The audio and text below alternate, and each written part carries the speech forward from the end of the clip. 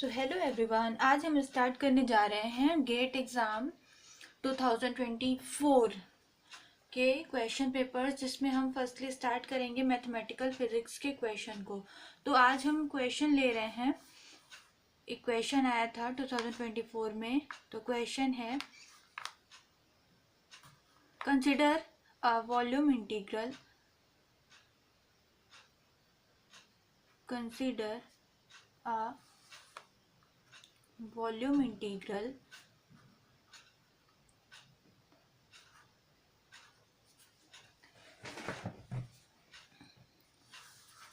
I is equal to integral of v del square 1 by r into dv over a volume v, where r is equal to under root x square plus y square plus z square।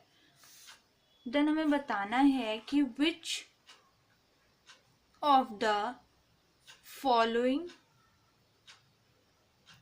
statement is our correct। तो इसमें option थे, A number था i is equal to minus R pi if r is equal to 0 is inside the volume v।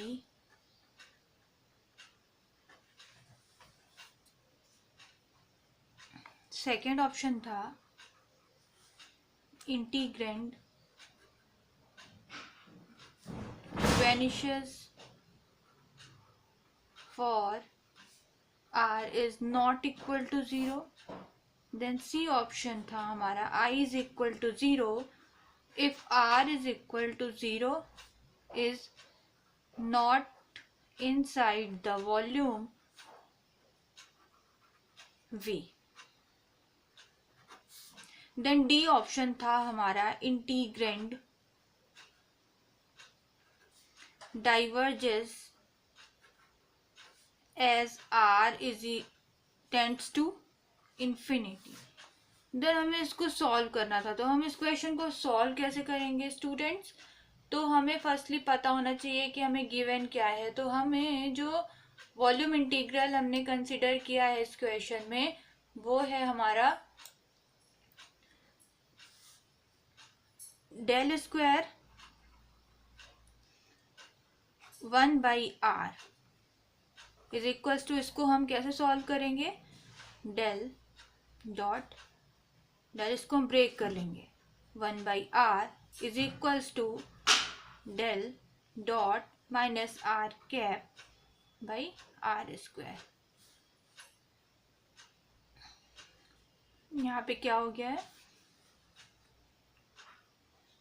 Minus R pi del square del cube into vector R.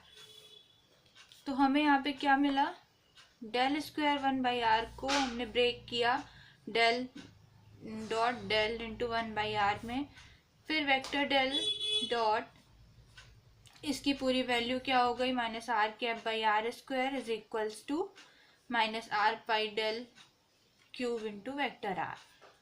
Then I is equals to volume integral del square 1 by R dv। हमें ये क्वेश्चन में volume integral हमने consider किया है।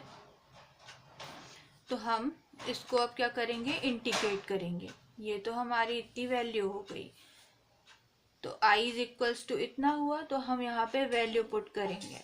Value put करेंगे तो कैसे होगा सॉल्व, ये वॉल्यूम इंटीग्रल v, इस पूरी की जगह हम क्या लिख सकते हैं, इसको लिख सकते हैं। तो minus R pi del cube vector R D V. तो ये हो गया हमारा। यहाँ पे डेल क्यूब क्या हो जाएगा, vector R is equals to infinity infinity अगर ले रहे हैं तो कहाँ से कहाँ तक है ये, vector R is equals to 0 पे इन्फिनिटी हो रहा है और 0, then vector R is not equal to 0।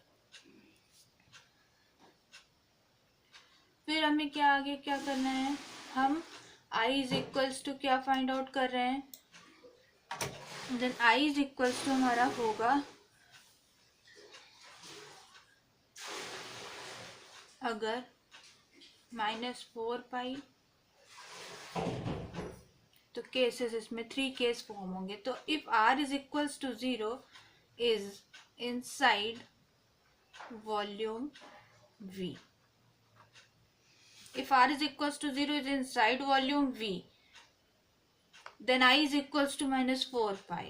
I is equals to 0 if r is equals to 0 is not inside volume v, not inside v मतलब outside होगा कहीं। if r is not equal to 0 then I is equals to 0। तो students इस तरह से ये question हमारा mathematical physics का जो आया था गेट 2024 में, तो ये इस तरह से सॉल्व हो रहा है। यहाँ पे हमें सॉल्यूशन हमने ये फाइंड आउट किया। तो इस तरह से हम इसमें से कौन सा स्टेटमेंट हम करेक्ट समझ पा रहे हैं। तो इसमें स्टेटमेंट हम करेक्ट अगर देखेंगे तो हमें ए भी मिल रहा है, बी भी मिल रहा है और सी भी मिल रहा है। तो i is equals to -4 pi if r is equals to 0 inside the volume v, और b मिल रहा है integrand vanishes for r is not equal to 0, and then c मिल रहा है i is equals to 0 if r is equals to 0 is not inside the volume v। तो इस तरह से हमारे 3 स्टेटमेंट यहाँ पे करेक्ट हो रहे हैं, ए, बी एंड सी। देन हमारा नेक्स्ट क्वेश्चन अब हम ले करने वाले हैं। तो नेक्स्ट क्वेश्चन है हमारा, तो हमारा जो नेक्स्ट क्वेश्चन आ रहा है वो आ रहा है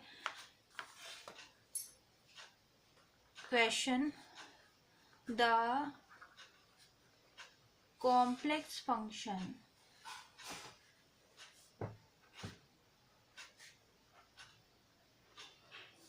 e to the power 2 by z minus 1 has,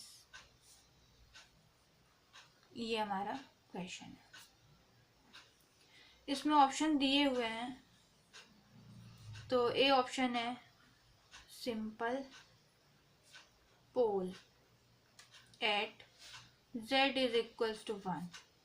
second option है an essential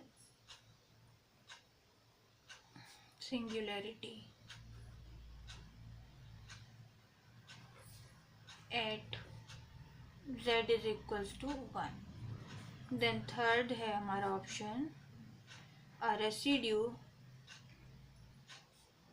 equal to -2 at z is equals to 1।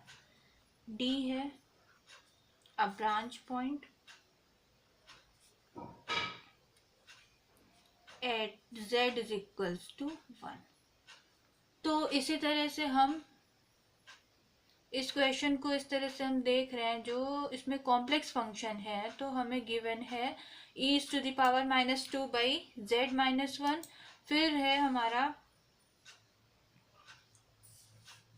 Option जो है ए, इसमें ऑप्शन दिया हुआ है a simple pole at z is equals to 1, then essential singularity at z is equals to 1, then residue equal to -2 at z is equals to 1, and then branch point at z is equals to 1। तो इसको हम कोई function हम consider करके चलते हैं, जिसको हम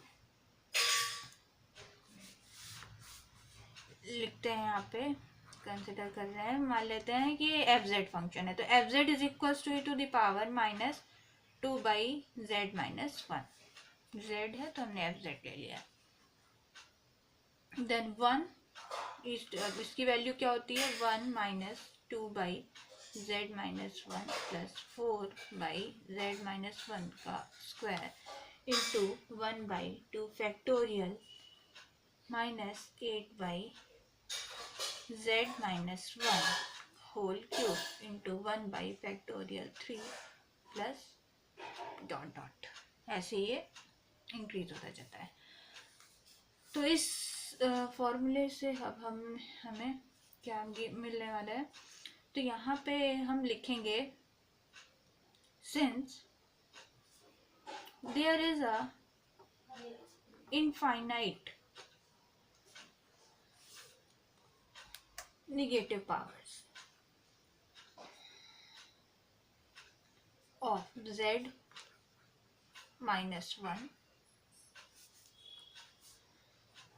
हमें इनफाइनाइट नेगेटिव पावर्स मिल रही हैं, so it has essential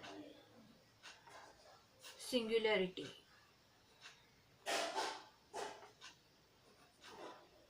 at z is equals to 1, residue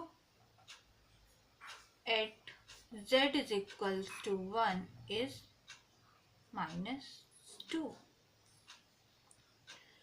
तो इनफाइनाइट पावर्स ऑफ z-1 में हमें क्या क्या मिल रहा है, सिंगुलरिटी मिल रही है z इज इक्वल्स टू 1 और रेसिड्यू मिल रहा है z इज इक्वल टू 1 -2। तो इस तरह से हमें इसमें कौन से सॉल्यूशन सही होने वाला है,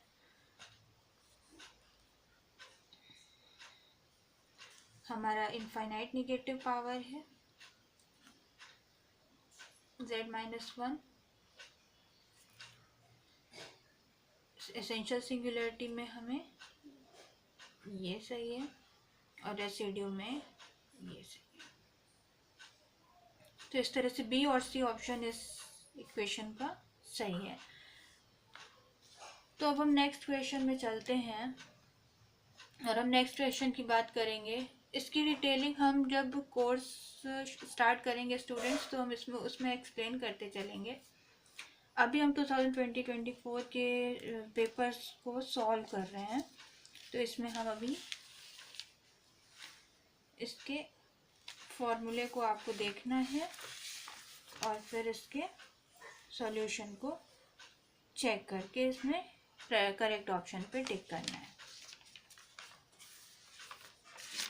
देन हमारा जो नेक्स्ट क्वेश्चन आ रहा है वो है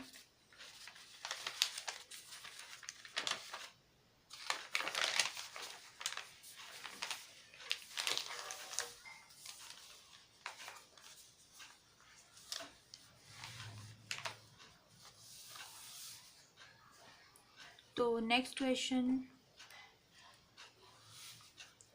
है हमारा कंसीडर, ये 2 मार्क्स का क्वेश्चन था। कंसीडर 2 मैट्रिक्स,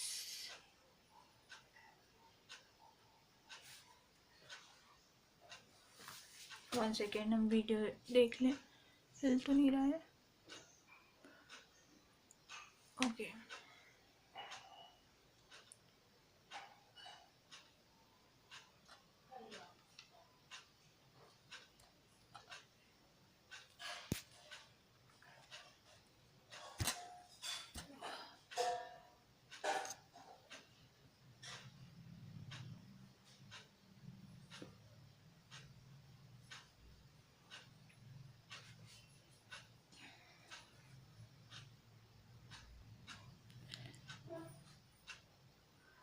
तो कंसिडर 2 मैट्रिसेस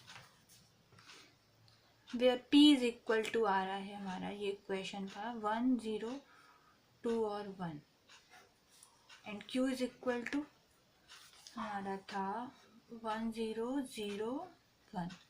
ये एक ऐसा क्वेश्चन आया था। तो इसमें ऑप्शन थे विच of the following statement is are true। तो बच्चों P और Q इस तरह से गिवन था और इसमें ऑप्शन थे A P and Q have same set of eigenvalues,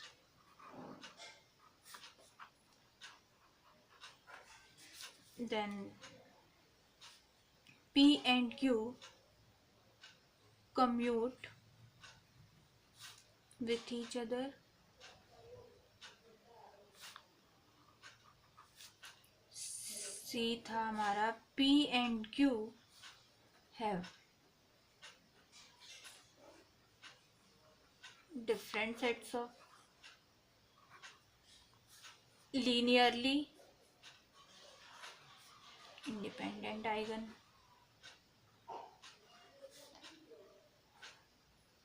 vectors. Then D जो ऑप्शन था हमारा, P is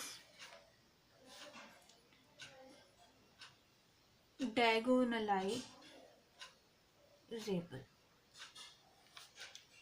तो P और Q हमारे टू मैट्रिक्स थे इस क्वेश्चन में, तो हमें क्या फाइंड आउट करना था कि इनमें से कौन सा, चेक करेंगे कि कौन सा ऑप्शन सही है।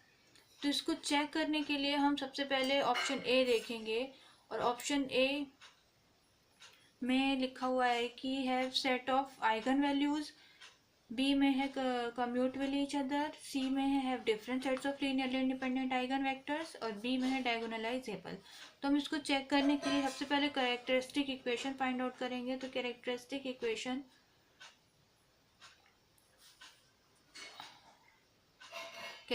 इक्वेशन क्या होगी, पी माइनस लेमडा आई होगी, is equals to 0 tends to, तो हाँ 1 माइनस लेमडा हो जाएगा, यहाँ पे 2 1 माइनस लेमडा हो जाएगा। इस क्वेश्चन में हम इस क्वेश्चन से ये p की वैल्यू जो है हम जब हम इसमें अरेंज करेंगे, तो यहाँ पे समझ में आ रहा है ना स्टूडेंट सभी को? जो भी डाउट होगा आप कमेंट बॉक्स में क्वेश्चन छोड़ दीजिएगा, हम उसको सॉल्व करने की कोशिश करेंगे। आप सभी स्टूडेंट्स के क्वेश्चन को, क्वेरीज जो भी होंगी। तो p माइनस लेमडा आई, p की वैल्यू पुट कर दिया, माइनस लेमडा आई, तो यहाँ पे क्या होगा 1 माइनस लेमडा 1 माइनस लेमडा। इसकी डिटेलिंग हम अपने कोर्स जब लाएंगे तो उसमें स्टार्ट करेंगे। फिलहाल हम इसमें टारगेट कर रहे हैं 2024 के प्रीवियस ईयर सॉल्यूशंस को, तो उसको हम यहाँ पे कंप्लीट करने की कोशिश कर रहे हैं। तो यहाँ पे क्या हो गया, 1 माइनस लेमडा का whole square is equals to 0। इसको हम सॉल्व कर रहे हैं, सिंपली सॉल्व कर रहे हैं, कोई कॉम्प्लिकेशन नहीं, यहाँ पे सिंपली सॉल्व हो रहा है ये। And q minus lambda I similarly p की तरह ही है, तो 1 minus lambda 0 0 1 lambda is equals to 0। 1 minus lambda का यहाँ मॉड नहीं होगा, सिंपली ब्रैकेट होगा, whole square is equals to lambda is equals to 1 और 1। यहाँ पे ये वैल्यूज आ रही हैं पी कैरेक्टरिस्टिक इक्वेशन में लेमडा की, और q is equals to I, so P Q is equals to p is equals to QP। एक ये केस होता है, as per given statements we try to solve this question where px is equals to 1x, then 1 2 0 1 x1 x2, then x1 x2 ये x है is equals to x1 plus 2x2 x1 plus 2x2। इसको इस पूरे matrix को solve करने के बाद हमें ये वैल्यू मिलती है, then x1 is equals to x1, then where after solving this equation we get x2 is equals to 0।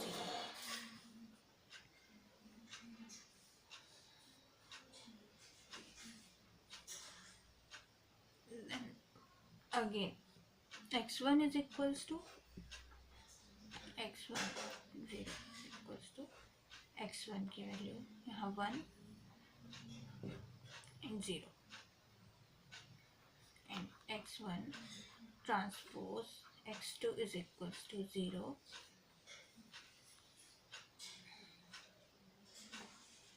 tends to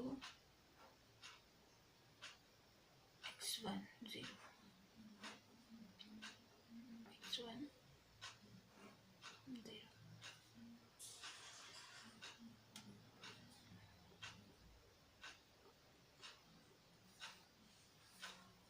यहाँ पे कुछ नहीं है, सिंपल सॉल्यूशन है, सिंपल कैलकुलेशन है। हम यहाँ पे सॉल्यूशन फाइंड आउट कर रहे हैं कैलकुलेशन के थ्रू। Then x2 is equals to 0 and 0 हमें मिल रहा है। तो x1 की वैल्यू यहाँ पे हमें सॉल्व करने के बाद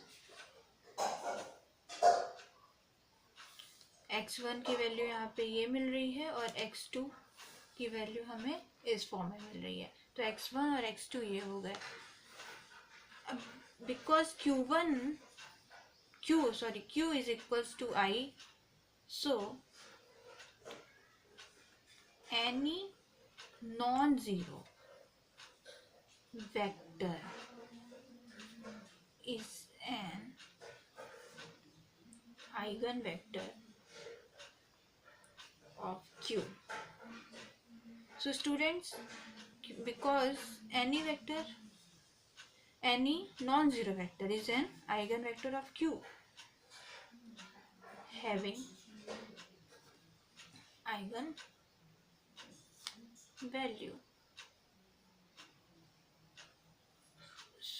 अब हम चेक करेंगे इसमें सोल्यूशन को। तो यहाँ पे हमें कौन कौन सा सोल्यूशन हमें मिल रहा है सॉल्व करने के बाद। तो ऑप्शन ए था कि P Q have same set of eigen value, yes. Then B था कि that will commute with each other, yes. And C है have different sets of linearly independent eigen vectors, yes. Then यहाँ पे हमें A, B और C all three options are correct. Then हम next question पे go through करेंगे। और next question है हमारा, ये 2 मार्क्स वाले क्वेश्चन थे स्टूडेंट्स। तो 2 मार्क्स में यहाँ पे मल्टीपल सोल्यूशन वाले जो थे ऑप्शन, उसको हम सॉल्व कर रहे हैं यहाँ पे।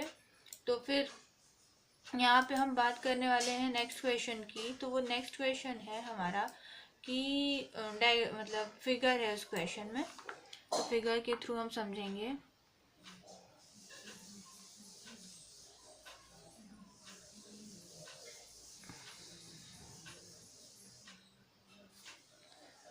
तो फिगर बनाते हैं। पहले हम इसको क्वेश्चन को राइट कर लें तरीके से।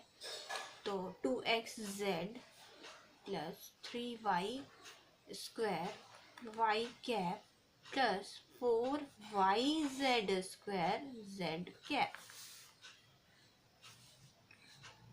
Dot the closed path in z is equals to 0 plane is shown in figure। तो यहाँ पे हमें एक वेक्टर फील्ड एफ दी हुई है।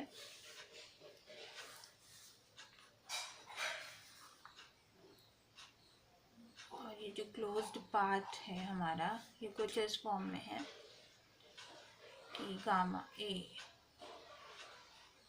Tends to B tends to C then D then A in Z is equals to 0 plane is shown in figure। ये question था हमारा। तो अब हम यहाँ पे देखेंगे कि क्वेश्चन हमारा क्या है। तो ध्यान दीजिएगा बच्चों, यहाँ पे हम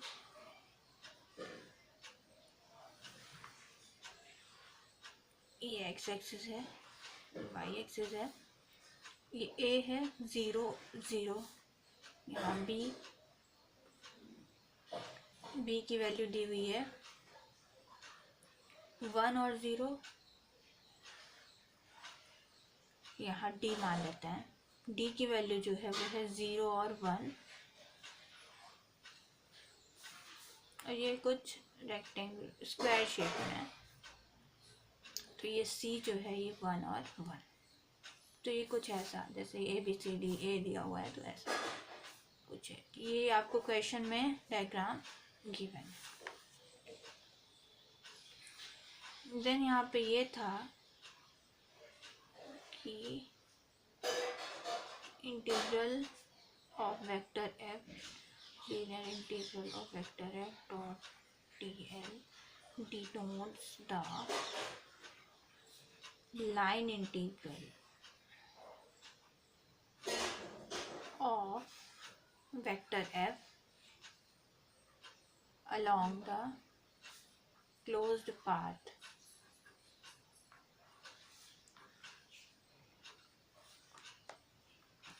which of the following option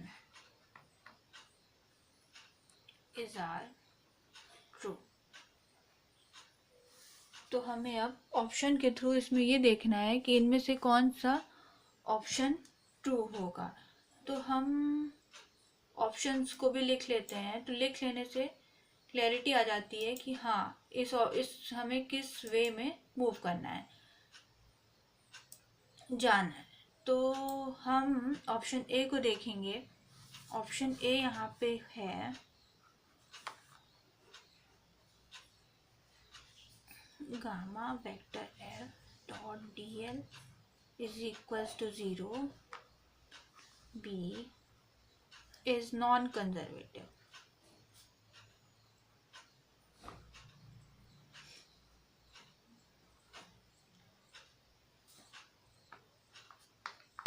then C है vector del dot vector F is equals to 0, then D है vector F can B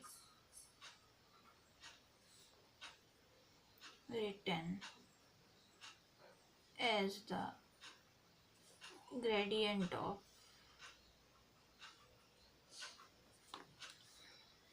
scalar field। Then students हम इसमें जो वेक्टर फील्ड गिवन है क्वेश्चन में उसको हम सॉल्व करने की कोशिश करेंगे।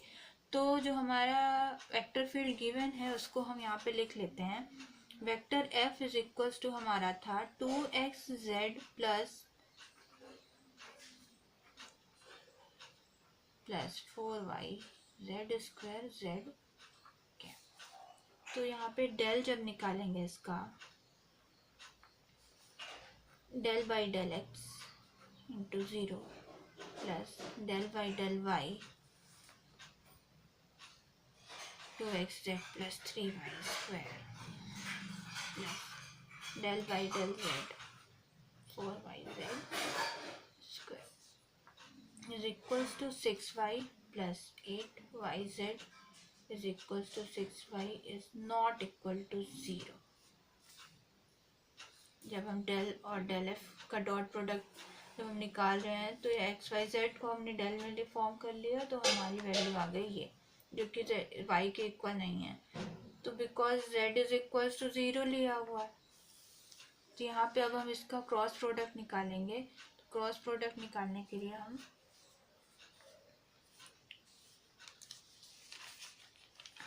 यहाँ पे स्पेस नहीं है तो हम पीछे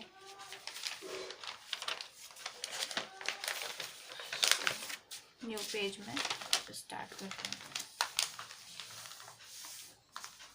तो हम यहाँ पे सॉल्व करने वाले हैं क्रॉस प्रोडक्ट। तो हमें क्रॉस प्रोडक्ट करना था vector del cross vector F. तो हम क्रॉस प्रोडक्ट तो सभी को आता ही होगा, X cap Y cap then Z cap में इसको अरेंज करेंगे। फिर del by del X del by del Y then del by del Z, then value put कर लेंगे। यहाँ पे एक्स कैप की वैल्यू आई थी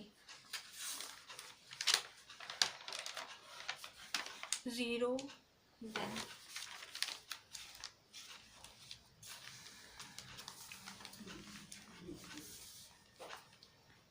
देन 2x z आई थी प्लस 3y² और 4x, सॉरी x नहीं था, yz²।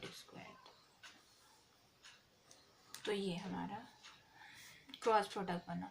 अब हम इसको सॉल्व कर लेंगे तो x cap 4z² minus 2x minus y cap 0 minus 0 plus z cap 2z minus 0 is equal to 4z² minus 2x into x cap plus 2z into z cap.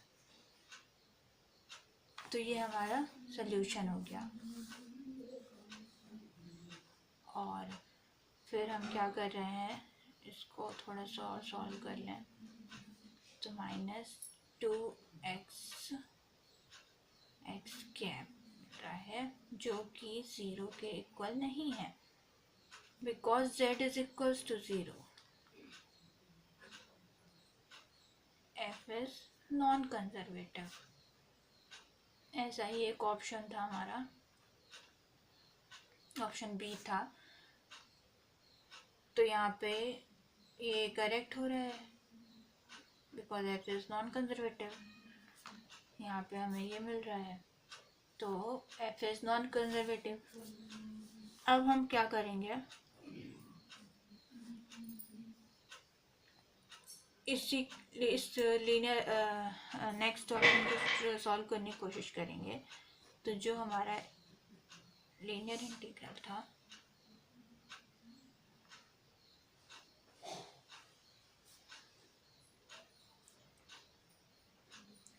तो linear को हमने surface में change कर लिया है।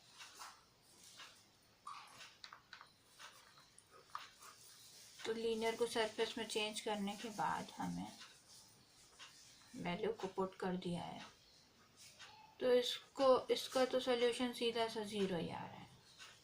तो इस तरह से हमारे दो ऑप्शन यहाँ पे करेक्ट होते हुए दिख रहे हैं। कौन कौन से ऑप्शन सही हो रहे हैं, यहाँ पे हमारा option A is equal to 0 और ऑप्शन बी ये था, तो दोनों ही करेक्ट होते हुए दिख रहे हैं। तो इस तरह से हमारा ऑप्शन ए और बी ये दोनों करेक्ट हो रहा है। देन हम नेक्स्ट क्वेश्चन में प्रोसीड करते हैं और हम देखते हैं। तो नेक्स्ट क्वेश्चन है हमारे सामने,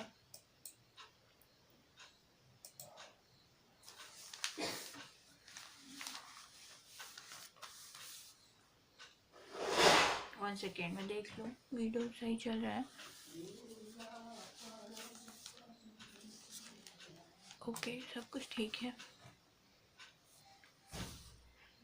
तो नेक्स्ट क्वेश्चन है हमारा a to the power alpha and b to the power b to the base में बीटा। तो alpha beta is equal to 1 2 3 up to n, ये क्वेश्चन में गिवन है, are contravariant and covariant vectors.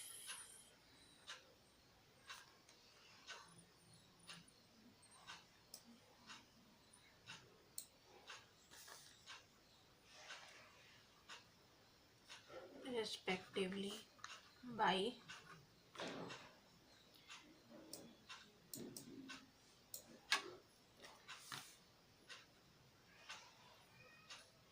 convention, any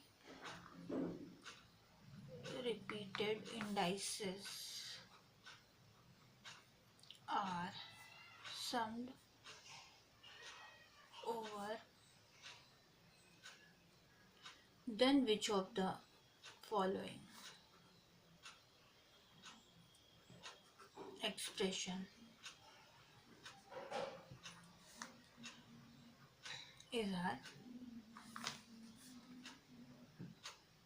tensors. तो option A है A to the power alpha और B base में बीटा, ऐसा ऑप्शन था। ये बेस में बीटा है, A to the power alpha B to the base में बीटा।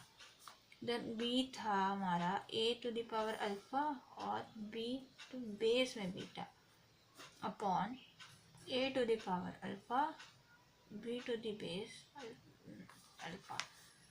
सी ऑप्शन है हमारा A to the power alpha upon B to the base B.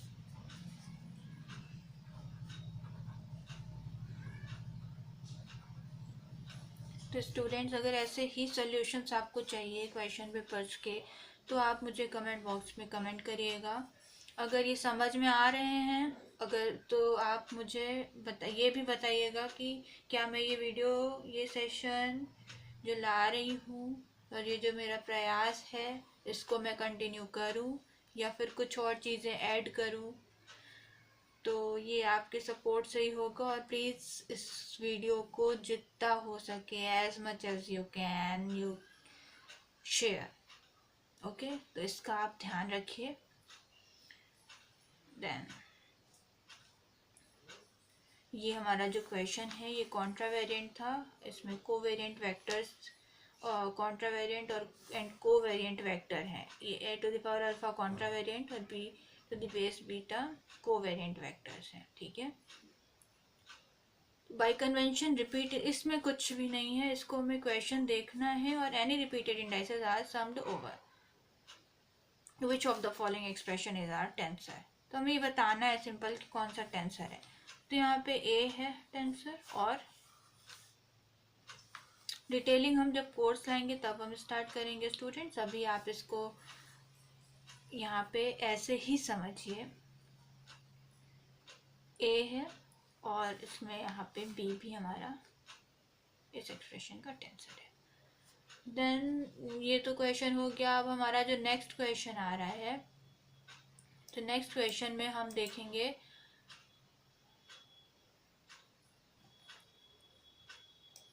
Next question है और भी कोई है यहाँ इसमें फोरियर में मैथमेटिकल फिजिक्स में और तो कोई क्वेश्चन नहीं आया था, बल्कि एक क्वेश्चन आया था तो उसमें बल्कि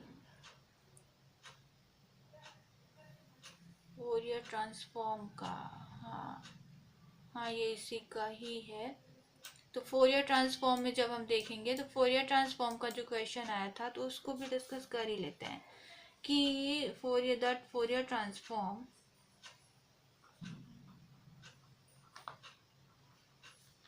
and its inverse transform are respectively defined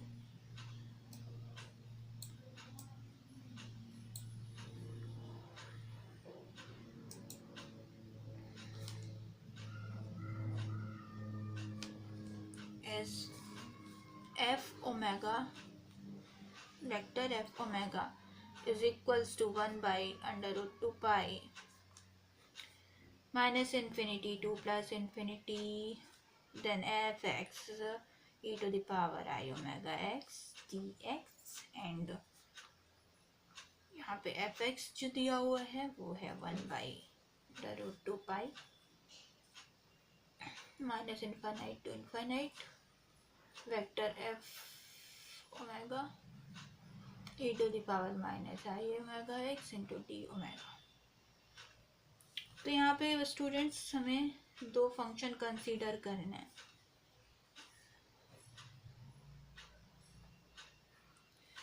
this is given in your question, okay।